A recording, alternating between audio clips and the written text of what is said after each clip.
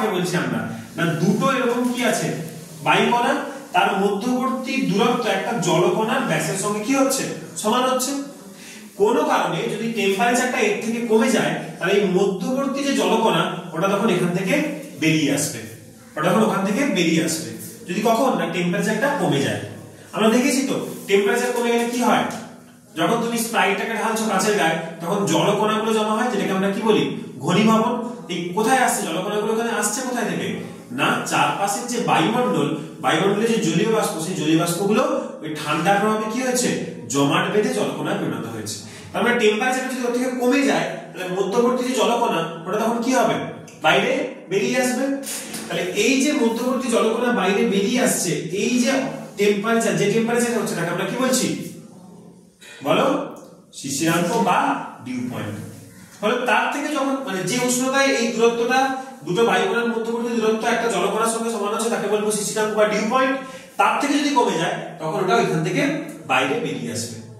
হলো এই ঘটনাটাকে আমরা কি বলি, মানে এই যে জিনিসটাকে আমরা কি বলি সাধারণ কুয়াশা বা ক্লাসিক্যাল ফগ, ইংরেজিতে কি বলা হয় ক্লাসিক্যাল ফগ। দেখবে তোমাদের যে পিডিএফ দিয়েছি ওই পিডিএফ এ লেখা আছে, দেখতে পেয়েছো ক্লাসিক্যাল ফগ গুলো লেখা আছে। এবারে ধরো কোনো কারণে যে এই যে জলকণাগুলো এগুলো কোনো ধুলো ধূলিকণা এই সমস্তকে আশ্রয় করে বেঁচে থাকছে, ঠিক আছে। ধুলো ধূলিকণা এই সমস্ত যে আশ্রয় করে তোমার নির্ভর করে ওখানে ভাসতে থাকে বা যা কিছু, তখন সেটাকে আমরা কি বলবো বলো লন্ডন স্মগ, বা যেটাকে আমরা বলি হচ্ছে ধোঁয়াশা। কি বলবো ধোঁয়াশা মানে স্মগ, বা যেটা আরেকটা নাম হচ্ছে লন্ডন স্মগ। কেন লন্ডন স্মগ, ইংল্যান্ডের লন্ডন শহরে প্রথম দেখা গেছিল বলে এর নাম হয়েছে লন্ডন স্মগ হয়েছে। এবারে ধরো এই যে লন্ডন স্মগ বা তোমার এটাকে আমরা লন্ডন স্মগ বাংলা কি বলছি ধোঁয়াশা, আর আগেরটা কি বললাম কুয়াশা। কোনো কারণে এই যে লন্ডন স্মগ থেকে আমরা পরবর্তীকালে যেটা যাব, এবার আমি যে ঘটনাটা বলবো সেটা হচ্ছে দিল্লির ঘটনাটা। দিল্লিতে লক্ষ্য করেছো সবাই, দেখো এনভায়রনমেন্ট চ্যাপ্টার কিন্তু এখন সমস্ত পরীক্ষার ক্ষেত্রে আসে। শুধু যে আমাদের সামনে গ্রুপ সিডি আছে তাতে আসবে তা নয়, আমাদের সিজিএল এ আসে, আমাদের সিএইচএস এ আসে, আমাদের যে টেট পরীক্ষা আছে তাতে আসে। এনভায়রনমেন্ট কিন্তু একটা হট টপিক। আজকে আমরা যেটা করছি এটা হচ্ছে এনভায়রনমেন্ট পলিউশন। এর পরের দিন আমরা পড়বো এনভায়রনমেন্টের বায়োডাইভার্সিটি চ্যাপ্টারটা, বায়োডাইভার্সিটি, তারপরে তোমার ন্যাশনাল পার্ক, বায়োস্ফিয়ার রিজার্ভ, কোথায় কোন প্রাণীকে পাওয়া যায় কাকে পাওয়া যায় না, ওই পার্টগুলোকে আমরা নেক্সট দিন কমপ্লিট করব। হয়েছে?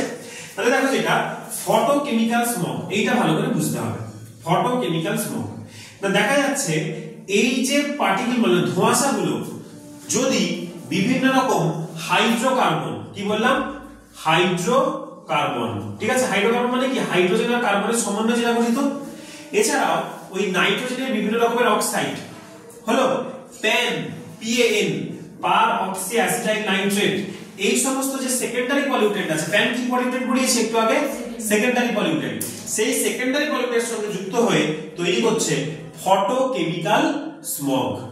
ফটোকেমিক্যাল স্মগ যেটার বাংলা নাম কি হলো আলোক রাসায়নিক ধোঁয়াশা। ফটো মানে কি আলোক, কেমিক্যাল মানে কি রাসায়নিক, তাহলে সেখান থেকে নামটা আসবে আলোক রাসায়নিক ধোঁয়াশা।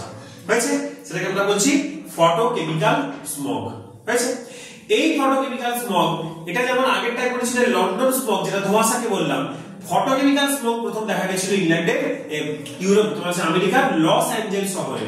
ওই জন্য এটা একটা নাম কি আছে লস অ্যাঞ্জেলস স্মগ বলেও দেখো আমি তোমাদের লিখে দিয়েছি।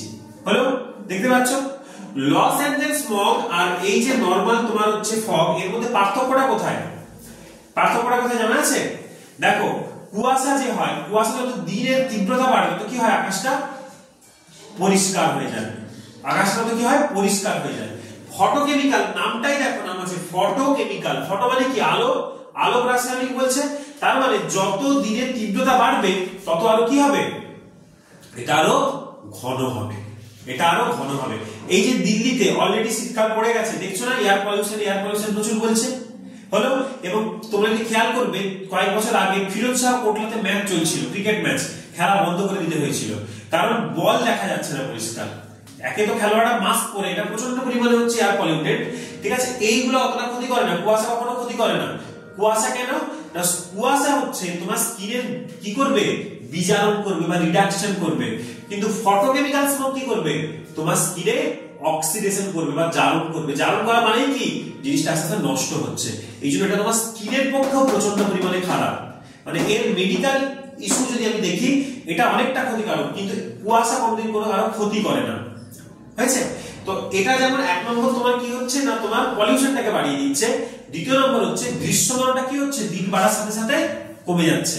মানে বেলা সকাল 7টায় তুমি যেরকম আমি তোমাকে দেখতে পাচ্ছি এখান থেকে, যখন এটা বেলা 12টা হয়ে যাচ্ছে তখন আমি তোমাকে দেখতেই পাচ্ছি না।